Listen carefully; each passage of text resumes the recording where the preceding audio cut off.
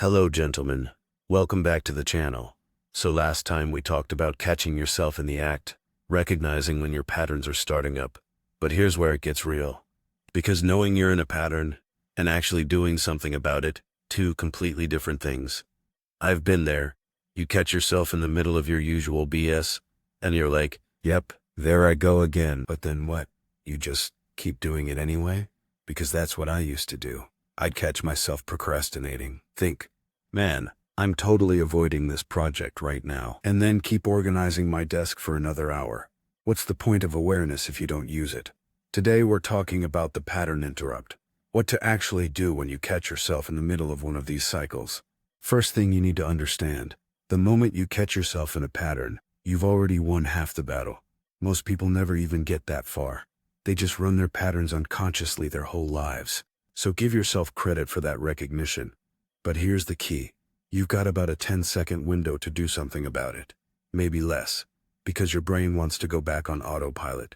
It's comfortable there. So you need to act fast.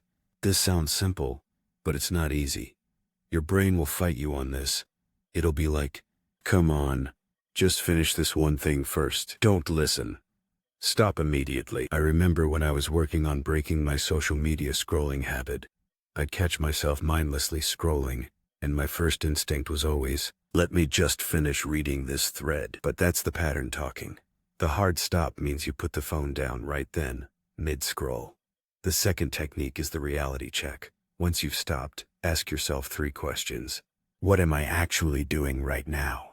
What should I be doing instead? What's the real reason I'm avoiding it? Be brutally honest with these answers.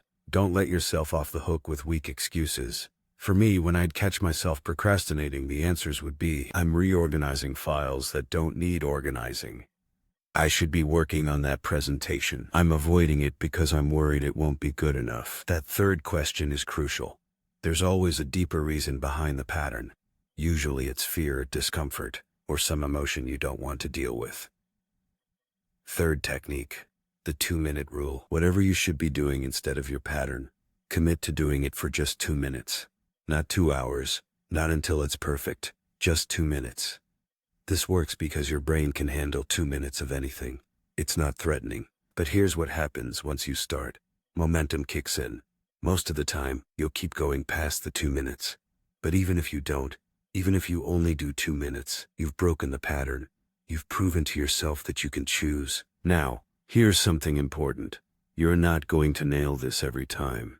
There will be times when you catch yourself in a pattern, and then just keep doing the pattern anyway. That's normal. Don't beat yourself up about it. I still catch myself scrolling my phone sometimes and think, I should put this down, and then keep scrolling for another 20 minutes. It happens. The difference is, now I catch it more often than I miss it. The fourth technique is what I call pattern substitution. Instead of just stopping the bad pattern, immediately do something specific instead. Have a go-to behavior ready. For me, when I catch myself about to procrastinate, I automatically grab a glass of water and do 10 push-ups. It's random, but it works.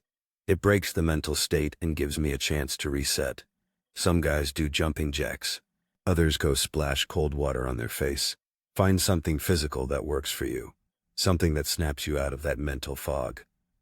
The fifth technique is the future self-checkmate. When you catch yourself in a pattern, ask, how will I feel about this choice in an hour, tomorrow, next week? Usually the answer makes the right choice pretty obvious. You're not going to be proud that you spent an hour organizing your sock drawer when you had important work to do. But here's the thing that really matters. You need to have a plan before you need it. You can't figure out what to do in the moment. Your brain is already compromised when you're in a pattern. So right now, while you're thinking clearly, decide what you're going to do when you catch yourself. Write it down. Make it specific. When I catch myself scrolling social media, I will immediately put my phone in another room and do 10 push-ups. When I catch myself making excuses not to make that important call, I will count down from 5 and dial the number before I get to 1. When I catch myself starting to argue instead of listening, I will take a deep breath and say, tell me more about that. Make it concrete. Because in the moment, when your pattern is trying to take over, you won't have the mental energy to come up with a creative solution. Here's your assignment for this week. First, pick one pattern you want to work on. Just one.